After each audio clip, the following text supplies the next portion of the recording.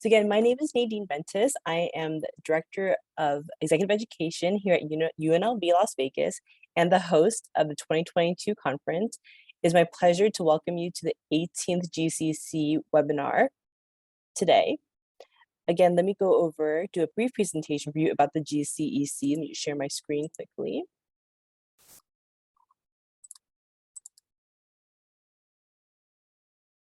Just to give you a background about GCEC. So GCEC is one of the largest organizations for entrepreneurship practitioners in the world. We have about 250 member institutions who come to our seminal event, which is the annual conference in October of each year.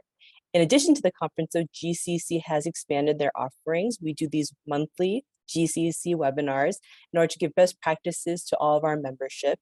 And we also have an awards program that Holly will be going over shortly in this presentation today. Again, our yearly conference will be held this year at the University of Nevada, Las Vegas. The conference will be held from October 27th through 29th in person. We do have a host hotel, which is Vidar, which is a non-gaming hotel in Las Vegas. But if you do have that itch to do a little bit of gambling, it is attached to the Bellagio.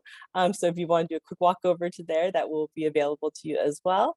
Our early bird rate, which is $495 for conference, it will end on September the 1st of this year. But I know many of you have already registered. We already have over 100 people registered for the conference. We're very excited.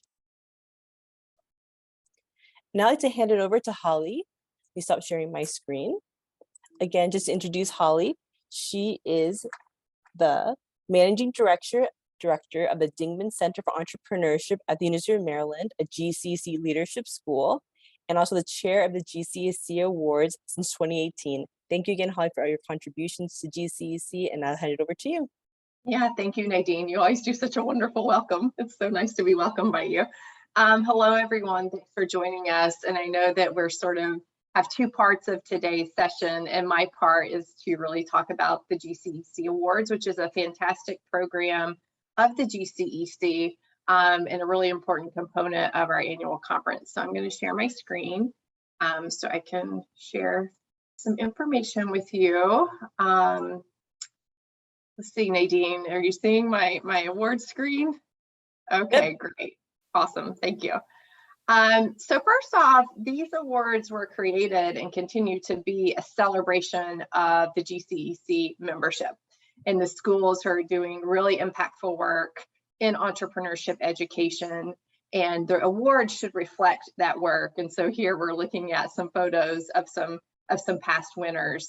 There's been some really great schools who have been honored through this program. A little bit of history, just so you understand where we're coming from. These awards were launched around when the conference was formed in 2000. We had one award. It was the NASDAQ Center of Excellence Award. And it's really grown. Now we have 9 categories, and we even have tracks. And you can kind of see on this timeline where we've grown the awards program and added different things that we think reflect the work that universities are doing in this space. So we hope that it's reflective of our membership and all the great work, but that's sort of where we've come from. So the awards program has been around a long time. We do have a lot of transparency to our process. We have a committee that talks about each of the categories each year. We look at feedback and that we get from the host school about the awards. So these are the members. I won't call all of them out. It is a rather large committee, but these are folks who have won awards in the past and have volunteered their time to serve on this committee. Obviously, Brad Burke is very involved as our executive director, and Nadine, shout out to her, who helps keep everything moving on track. So this is our committee of folks that work on the awards. So the process is pretty simple. The criteria is on the GCEC website. You can conveniently get there even from the conference website. On that website, we have a PDF you can click on where you can read about all of the different categories even before going to the reviewer site. So you can go to the GCEC website and get all of the information that you need. Once you decide you would like to apply for an award, we use the reviewer platform. And it's convenient now that the host school also uses Reviewer for your submissions, for your proposal submissions for breakout sessions. So it's the same platform as where we do the awards. The awards are open now. The period is July 25 through August 22. So you have until the 22nd to apply. The next point I'll make about the process is really important. You have to register for the conference and attend the conference in order to be nominated and receive an award.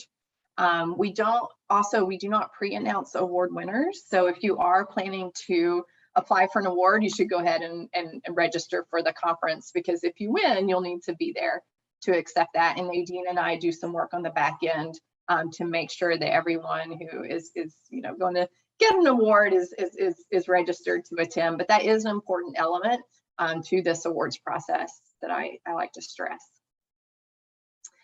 There are 9 categories. Again, I have the website listed here. So when Nadine sends this out, you can hyperlink to it. I'm not going to go into every category because I feel like our PDF document and the reviewer website goes into these categories pretty in depth. I will call out a few though. So the NASDAQ Center for Entrepreneurial Excellence, love saying that, is the holistic award. It's the one that kind of combines everything that you do. So it is the most, there's a lot in that award. All of the rest of the awards are very specialized. So you see specialty entrepreneurship, you see emerging center for new centers, and then activities across entrepreneurship for those of you who are partnering all across your university to offer entrepreneurship programming. So those are very specific. And then the NASDAQ is our most broad category that really celebrates that all around center or institute for their work in entrepreneurship.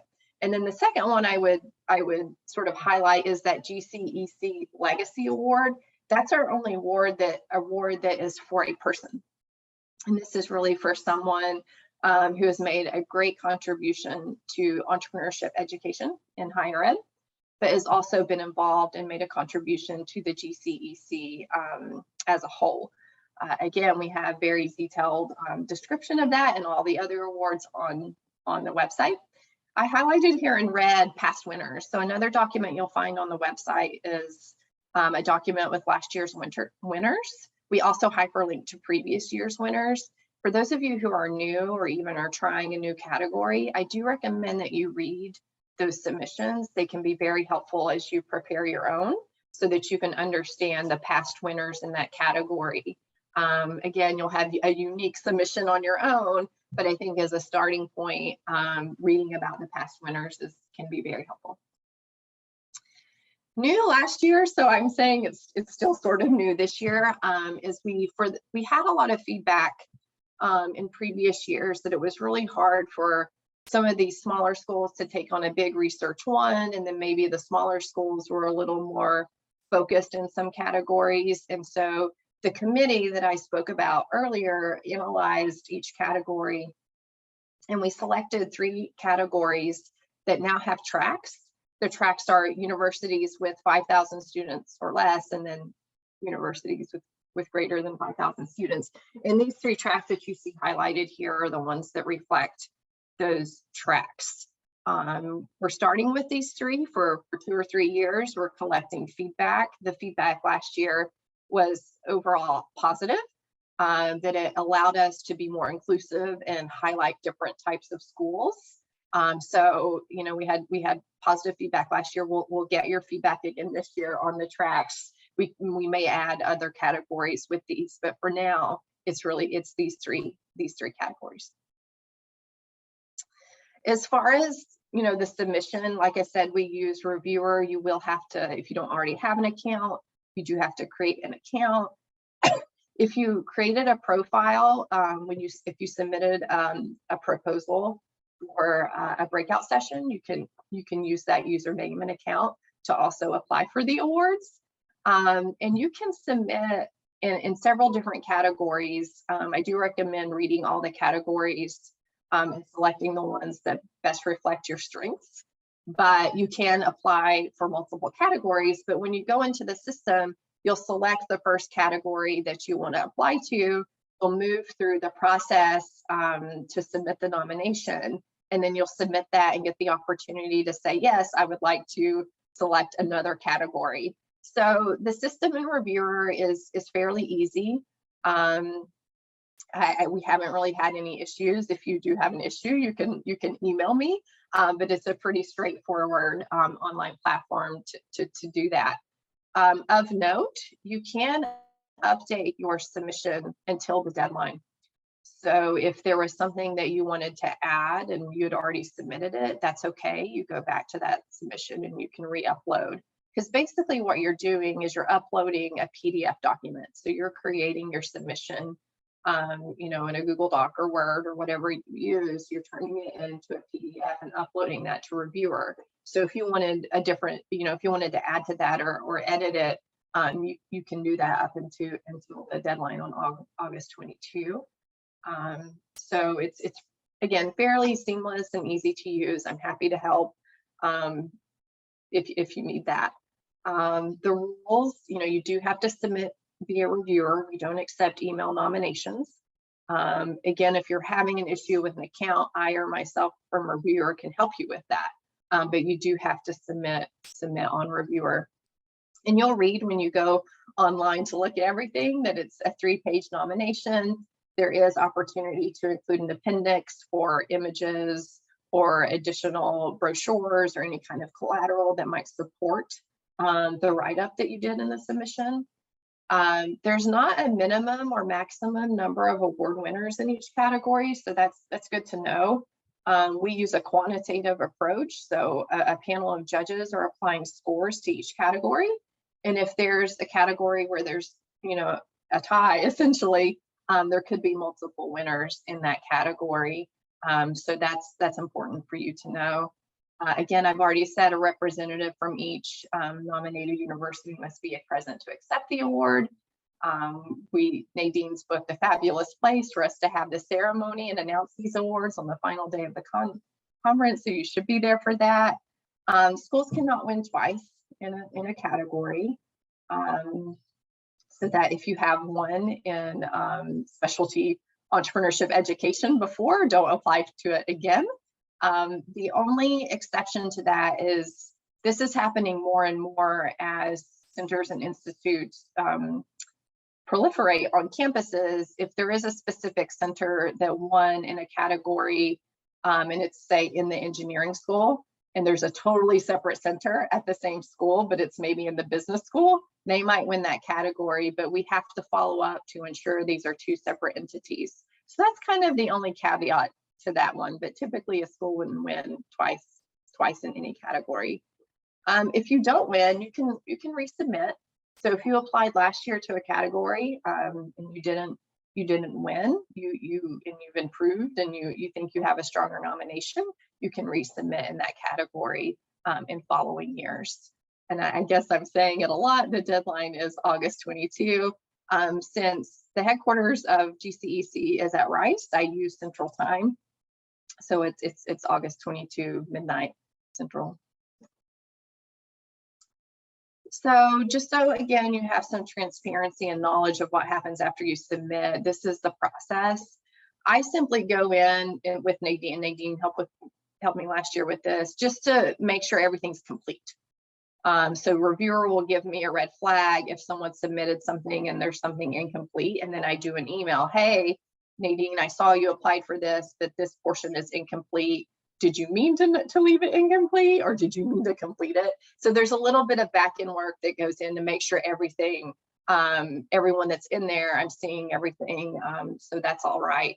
The judges start reviewing from late August into September. So a little more information on who the judges are. They're past winners. So those of you on this call that won last year are usually about 2 years out.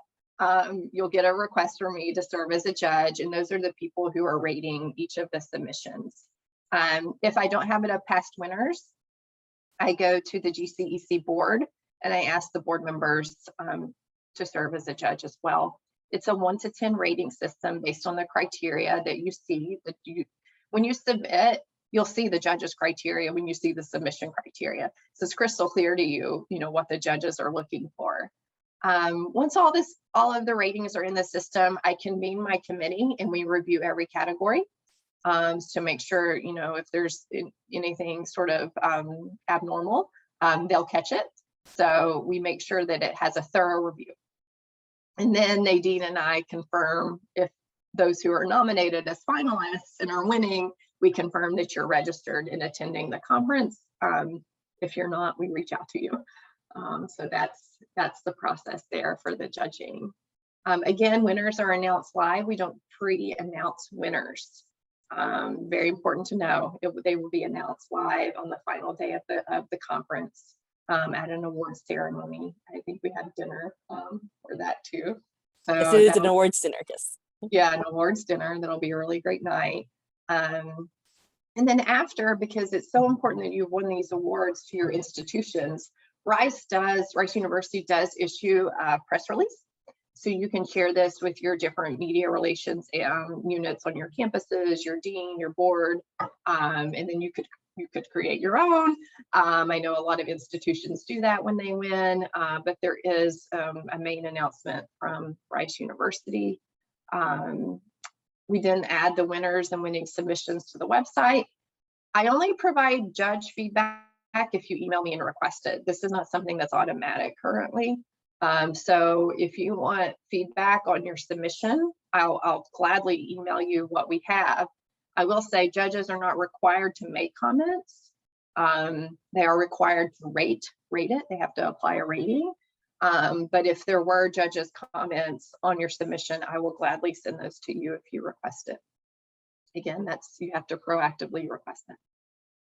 So that's it. I did put my contact information here. So once you get this from Nadine, you'll have my email. Nadine is also on it if I'm away. She usually fields some questions if necessary.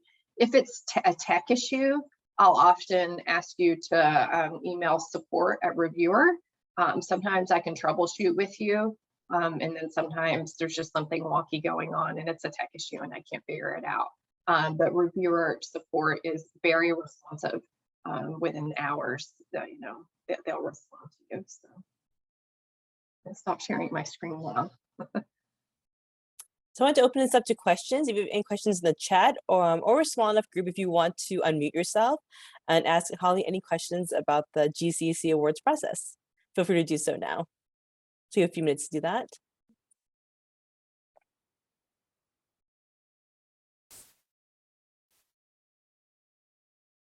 One question I had, Holly, just for clarification purposes, if your school is nominated, does a nominator have to be a president or just anyone from that school can accept the award? Anyone from that school that's involved in a center, in the center that's winning, or the institution that's winning can accept it. Yeah, that's fine. When you apply, we'll ask you who is attending the conference, and sometimes that is different than the person that submits it. So that's totally fine. A question we got from Stephanie is, have you ever given any extensions on submissions? Never. No. Yes, we have. So basically what happens is we just kind of troubleshoot. We look at the number of submissions we had in the past 2 years. And if I feel like it's low, I'll extend it. If I feel like we're on the mark I don't extend it. If I'm getting a lot of emails requesting, it'd have to be like 4 or 5, then yeah, we'll extend it. But if it's just one person, I'll just say, I'm not getting this overwhelming request. Please try to get it in. So that's kind of how that's done. Yeah, we have extended in the past. I do know that I think Poets and Quants rankings are due around that time. That might slow some people down. I'll pay attention to that. But you usually know, like I won't decide on the 22nd. I'll look around the 20th and I'll be like, I'm not getting as many as we think. So we'll extend it. That's usually what I do. The next question we got is, does receiving a past award put you in a better stead for getting a current award? I would say the judges are new. I mean, the judges are kind of new every year. I do a random assignment. So I don't think so. That might help if you're applying for the NASDAQ award.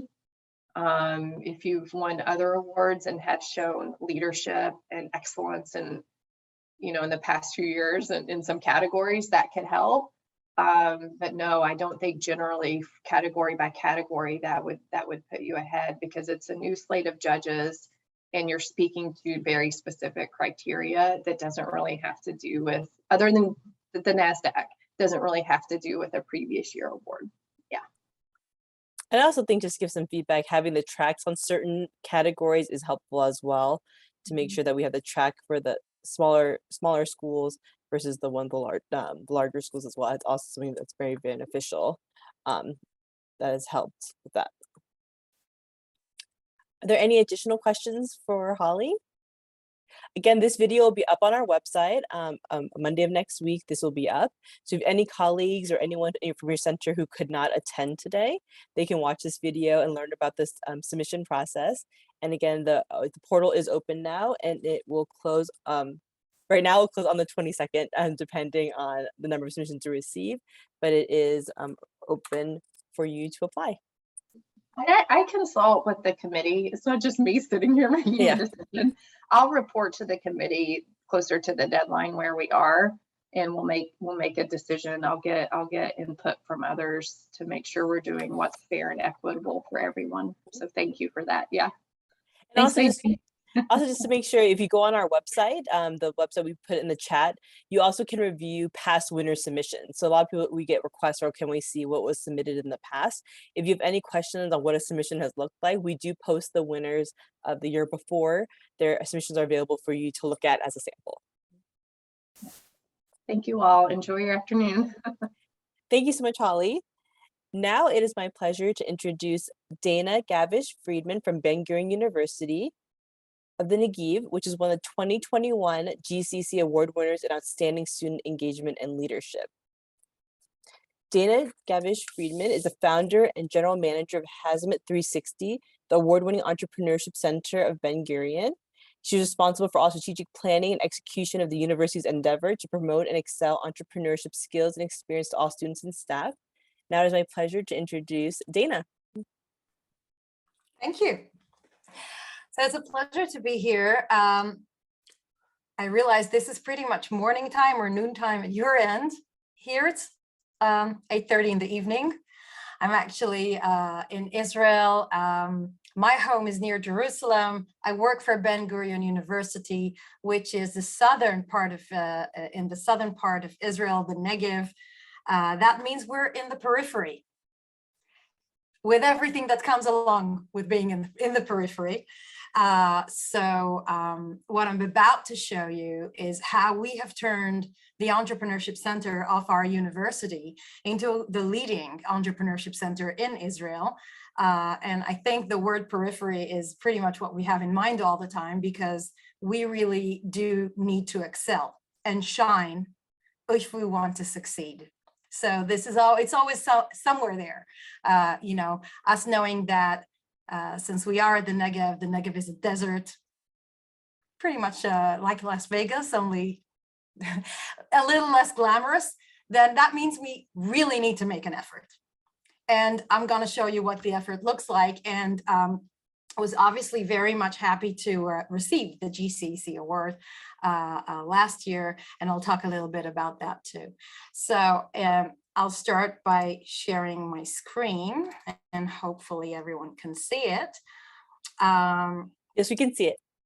Wonderful, thank you. By the way, any questions, feel free. I'm happy to answer questions as we go. So either through Nadine or just, interrupt and ask. That's also great as well. So Yazamut is the Hebrew word for entrepreneurship. You have to admit the word entrepreneurship is awful. So we had to choose between the French, the English, which are the same, or the Hebrew word, and we just took the Hebrew word and went along with that. So Yazamut 360 obviously means that we are looking at all around us, to have entrepreneurship as something which is very, very major at the university. How major? About 5 years ago, the university management took a decision to add another layer of learning at the university, and that is entrepreneurial skills. Quite a large university, over 20,000 students. We're very popular because we are far from the center of Israel. Lots of students come to us to kind of have the social experience of being far from home, very college-like atmosphere. And the university management decided that it is not enough to do the two chunks, the main chunks that a university does, which is research and teaching, academic teaching. In our philosophy, we need to add another layer, and that layer is necessary in today's world. It is called skill learning, power skills, soft skills, you name it, but we need to add that layer. How we do it? We do it at the center through a series of programs that are designed for a process learning, going through a process, practical experience that would actually let you have that experience, that zigzag experience of trying to do something, the ideation process, starting up a project, learning through doing. And most of our programs are not academic at all. So we chose to go the not academic way. The only academic program we have is Leaders, which I'm going to talk about in a minute, but all the others, and now we have 8 different programs, or not. We have programs for all. In that way, we're very special. We teach researchers. We have an acceleration program for researchers called Oasis. We have a course for the university management and technical staff, and they love it. It was a huge hit last year. So in our view, entrepreneurship is for all through experience, practical learning, and it is necessary in today's world. And the university management gives huge backup, a lot of resources. They love the new feel and vibe that this gives the university. In the presidents, our president is called Danny Chamovitz. In his words, we're spreading magic dust all over the university. And when I hear that, obviously, I know that I'm in the right position if this is what the university feels about entrepreneurship. And we really like being in this position. So we're here to talk a little bit about leadership, which is what we received the prize for. And I'll show you 3 examples how we did that. So we won the prize last fall. It was a very big thing for us. We made a lot of efforts in our application. It was really important for us because relatively young. We've been around for 3.5 years at the university. And that means that most of our programs are like cohort 2, cohort 3, very young, starting to see alumni and to see results and projects and alumni getting great jobs everywhere, which is what we like to see. And we submitted the prize. Our submission was for outside. We felt that we're doing something very unique that simply no one else is doing. And we're really happy to receive this award. Receiving or gaining international recognition for a center which is this young and in the periphery of Israel is important for us to keep the momentum going, and we appreciated it very, very much. Ben-Gurion University is one of the leading universities in Israel, and it's also in the world ranking, which is called the Pitch Book for entrepreneurial universities. We keep going up. We entered this rating, the top 50 in the world, 3 years ago, and we are steadily going up each year, now at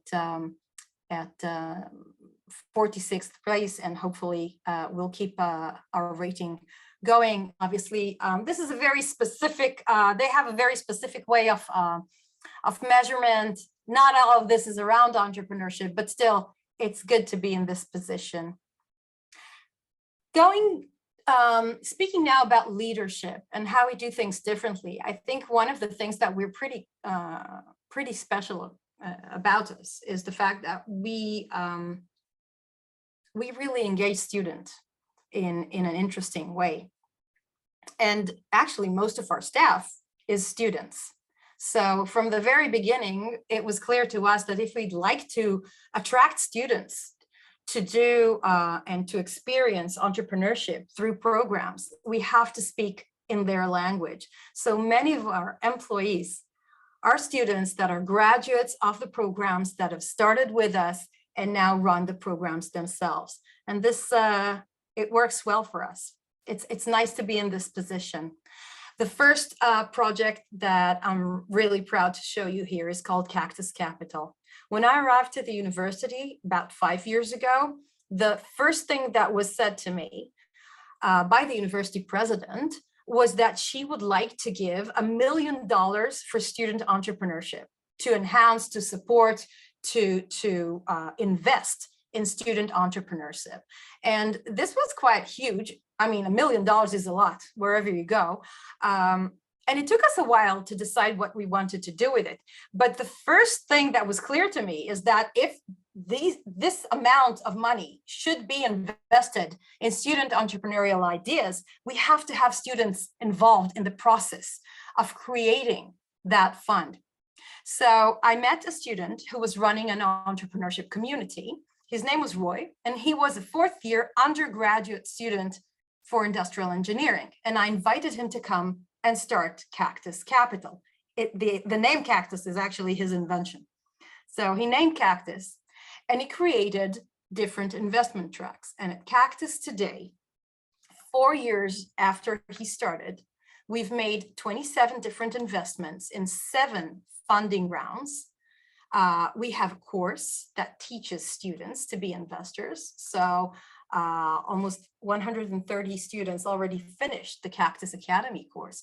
And we have active analysts that we have trained. Let me show you how this works.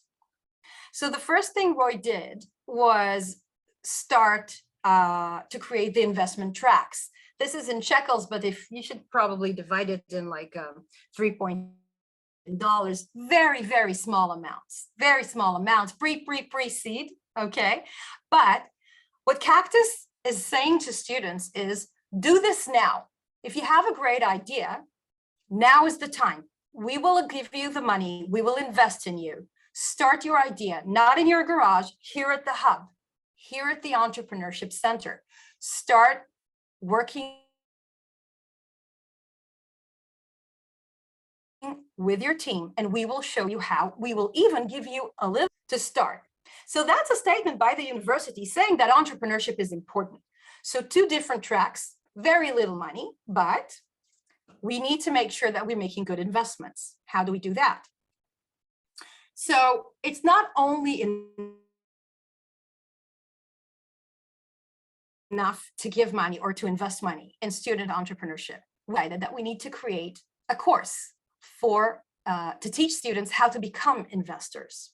So one part of Cactus is Cactus Capital, the fund. The other side is Cactus Academy. At Cactus Academy, students are invited to attend a 6-month course that teaches them how to be VC analysts. Everything from analyzing the team, analyzing the startup, the technology, the market, anything that can help them eventually choose the best projects to put money in. And when they graduate, the whole year of internship at the fund. And after that year, during that year, they analyze the investment opportunities that come from students. So after the analyst course, they become active analysts, analyze investment opportunities, and later on join the investment committee and actually vote. At the end, after we vote and make the investments, we can also offer mentoring and acceleration to our startups.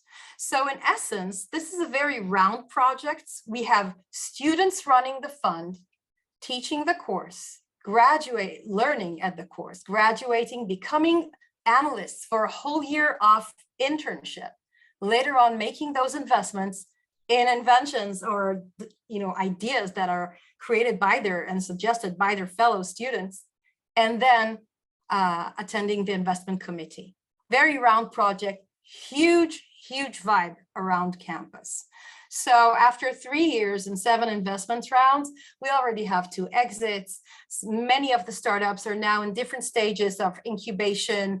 Some of them have MVPs, some of them have received further money from the government and from different funding opportunities.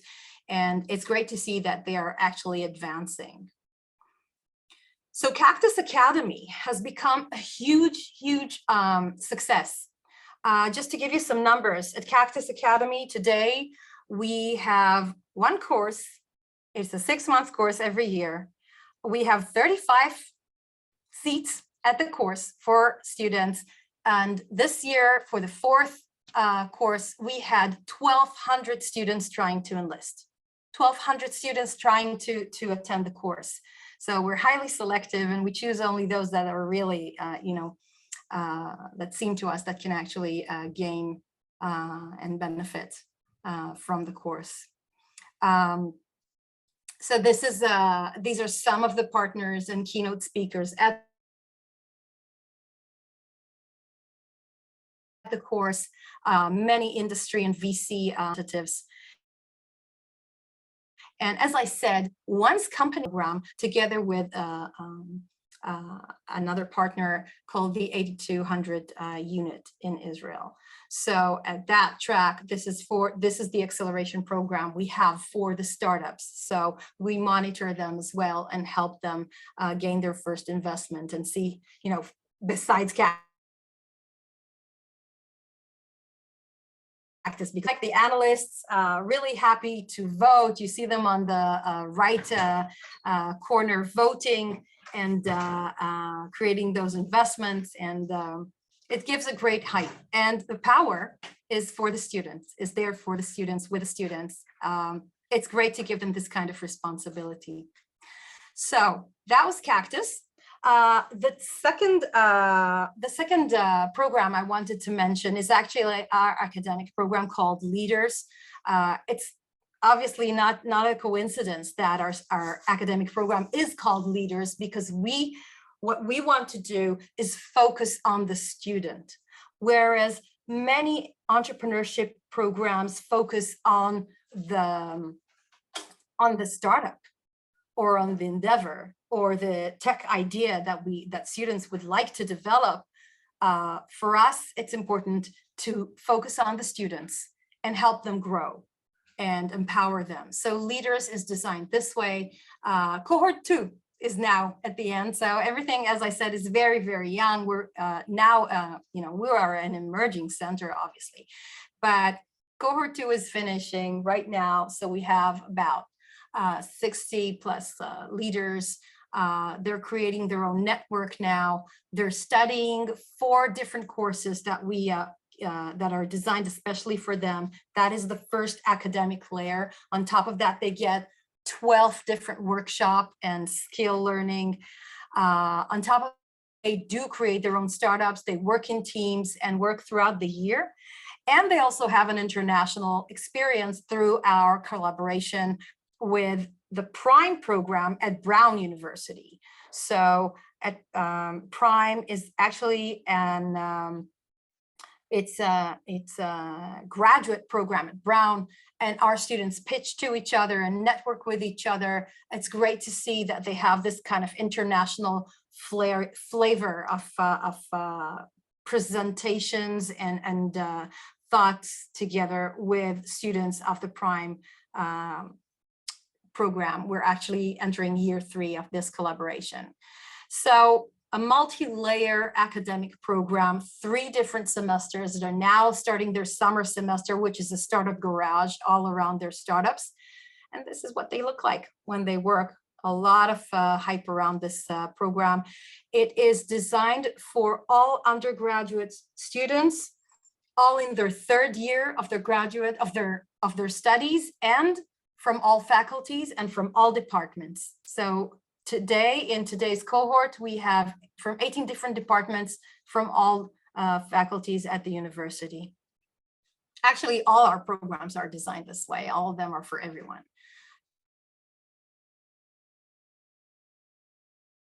And the last activity I wanted to mention, which is highly, highly attractive for students, is our communities. We have 17 different communities or clubs, if you wish to call them this way. And they are what allows us to actually speak in the big numbers. So obviously it's nice to have like 30 or 35 students here and there for excellence programs, but it's not enough. If we have a university that has 20,000 students, we need to answer and address all. So communities allows us to do it vice versa. Instead of us offering a program to students, we are listening to the students and letting them suggest a program.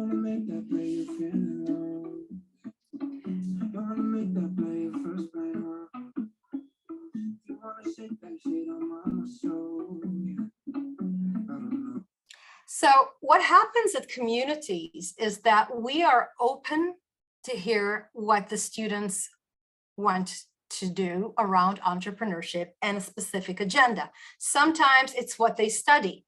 And they come to us and say, okay, I'm interested in space, for example, because I study physics or whatever. And sometimes it's an agenda that is interesting for them. For example, women and women's entrepreneurship.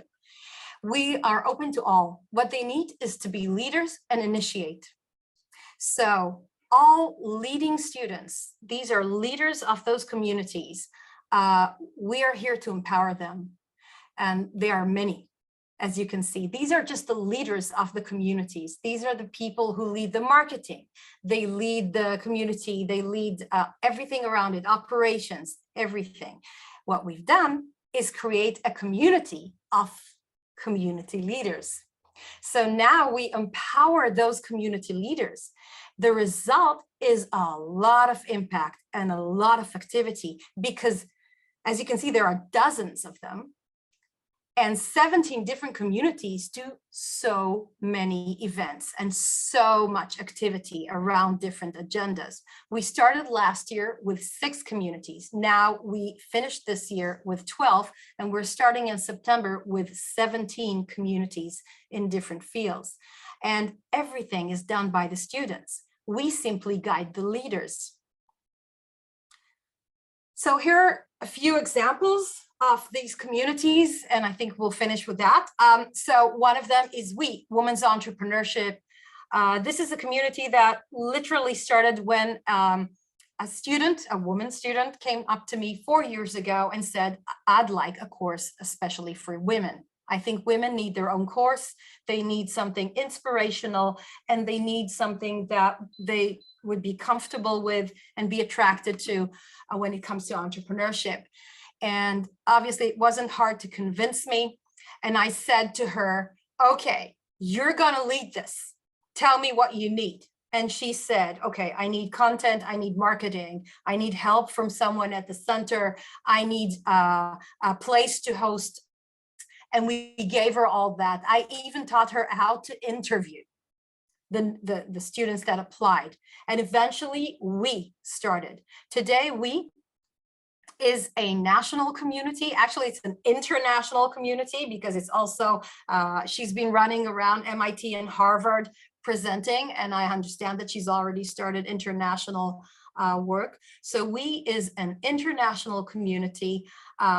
It's in all of the universities in Israel, and it lets 2 cohorts every year, only women, in a very nice and secure environment, study entrepreneurship and get inspired. I can tell you that many of my employees today are WE graduates, and many of the WE graduates have gone to start their own endeavors and startups. It's a joy to see how they continue from there. Another wonderful community is our racing car community, the Formula team. They're actually building a new race car every year. So this is a team that mostly comes from engineering, but still working around a project, going through that experience of starting up your own endeavor, starting the car, building the car together, and getting that practical work-life experience. along with technology. They do a phenomenal job, and it's wonderful to see them each year at the end of the year presenting their car and racing. And the last community I'll mention is Tikkun Olam. Tikkun Olam is a way to fix the world. Tom. Tom is actually a network of international communities. All of them create technologies to help the disabled. They work at our hub and create beautiful, beautiful things for the disabled. Always doing good, in essence. And it's just wonderful to see what they do. So this is, again, a kind of community that we love seeing. Everything is so challenging, and then doing something practical around your entrepreneurial skills and doing something good for people. So Tommy's actually the last example I have for a community. So just to summarize, I think that the one thing around student leadership is really believing in the students. That step I took 4 years ago, believing in a student that I can actually give him the responsibility to run $1 million, and most of the time not interfere in what they're doing, is what made it possible for Cactus Capital to be Cactus Capital. And today we see thousands of students attend the programs, attend our communities. And it's just wonderful to see how my staff is now all built on those who graduated the courses and who graduated the programs. So in essence, I think these are the main messages, and I'm happy to answer any questions if you have. And my cat is whining here. Thank you, Dana, so much for that So presentation. you'll have to excuse me. Yep. I was gonna say thank you so much, Dana. I wanted to answer, does anyone have any questions? If they want to unmute themselves and ask Dana any questions about other programs that she went over today. I think it's inspiring to hear about the Cactus Capital. We also have a student-run venture fund that we are pretty at UNLV that we also provide guidance for, but it's mainly run by the students and the student administration every year. So that's been very helpful for us as well. But I wanted to open up to any questions individuals had for Dana. And I guess, Dana, as we wait for those questions, one thing I wanted to ask is, if someone wanted to create a Cactus Capital or to do the Leaders Program, I guess what are 3 takeaways that you would kind of give as best practices now that you've done these programs and you're in your 2nd and 3rd year of these programs? Is 3 key takeaways on how you would recommend someone to start this program at their own institution? So as I said, I think the one thing that is probably, just results from my character and the way that I chose to run or start the center, but I really believe that we have this educational mission. And this mission is around empowering students. And that is why I do believe that we can do that either through empowering my staff, which is very, very young. Most of them are still students and they run a program. By empowering those who wish to be empowered. However, it's really important to set down the ground rules. And it also means that if we work with a very young team, we need to be hands-on to make sure that things are done in a responsible manner. We need to monitor it. I can tell you that at the Cactus Capital Investment Committee, I hear those analysts analyze the investment opportunities, and usually I just keep quiet and learn from the discussions. I sit there and say, oh my God, these are such good questions. They know they know what they're asking. So I should probably just sit there and make sure that things are done in a responsible way. The first thing we tell our analysts when they become analysts after a 6-month course is, with great power comes great responsibility. Now you have the power to invest in students, be kind, be honest, and use what we've taught you. But we do monitor what they do. And in most cases, that's pretty much it. It works. So a question that came up in the chat based on that, are all these students volunteers, or is there a structure in place to pay the students? So obviously, all community students are volunteers. So all the leaders that have shown, all of them are volunteers, and they love being at our hub. I mean, the hub looks great. You know, it's very cool. It's pretty much the nicest place in campus. We've spent a lot of money designing it in a way that is like really great to come in. So they love sitting there, doing their plans, working on their startups or on their projects. So all community leaders are all volunteers. What they get is so much from us that they love it, because we give them so much guidance. They work on their programs, on their budgets, on how they present, what they do, and we really give them a lot of content as the community leaders. As I said before, we form the community from the leaders, from those leaders of the communities. So they get so much extra that they feel that they're, you know, it's worth it for them to it's worth their time. Perfect. We'll have one more question, then I'm going to call on Patricia after that. But someone question asked, in working with communities, how do you get them to engage with you? Do you reach out to them? Do you advertise? I have a person who is a student, and she is paid for it. She works around communities. She is heading the communities. She is also a student, and she obviously is getting paid for running the communities. She does a phenomenal job. She does advertise on social media when she's looking for leaders in specific fields, but most of the time, like the next generation of people just keep on coming. And, you know, because they were part of the community, and now they're going to run the community. So there's like this momentum going that we've started, and now we see it moving. Because really the important thing is to give them value. I think to give them something that they don't get it anywhere else on campus. That's the truth. If we're talking about skill learning, that this is where they practice, you know, real life skills. It's pretty much the only place, you know, because at the lab you research, and you know, you attend a class and you have your exam and you have your grade, but that's it, you know. So they experience something completely different if they enter the center. Patricia, do you want to unmute yourself and ask your question? I see your hand raised. Thank you. My name is Patricia Magepe. I'm director of a new center at BUST, which is in Southern Africa, in Botswana.